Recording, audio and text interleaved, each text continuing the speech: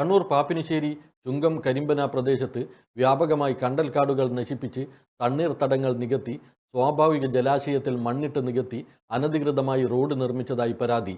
ഈ പ്രദേശം കേരള ശാസ്ത്ര സാഹിത്യ പരിഷത്ത് കണ്ണൂർ മേഖലാ പ്രവർത്തകരും Taliparamba forest range officer Sanoop കൃഷ്ണനും സന്ദർശിച്ചു.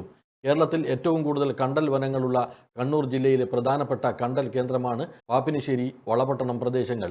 ഈ പ്രദേശങ്ങളിൽ കഴിഞ്ഞ കുറേ വർഷങ്ങളായി വ്യാപകമായ രീതിയിൽ കണ്ടൽ നശിപ്പിക്കുകയും അവിടങ്ങളിൽ നിർമ്മാണ പ്രവർത്തനങ്ങൾ നടത്തുകയും ചെയ്യുന്നതായി ശ്രദ്ധയിൽപ്പെടുകയും അധികൃതരെ അറിയിക്കുകയും ചെയ്തിട്ടുണ്ട്.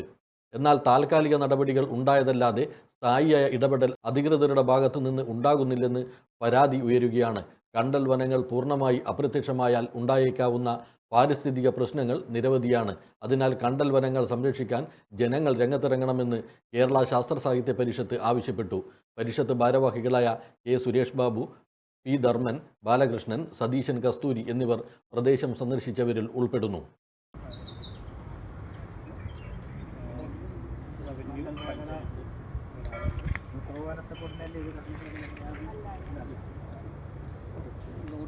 സ്റ്റാറ്റസാണ്, പക്ഷെ മരം മുറിക്കുന്നതിനും മറ്റും പ്രശ്നമുണ്ടോ?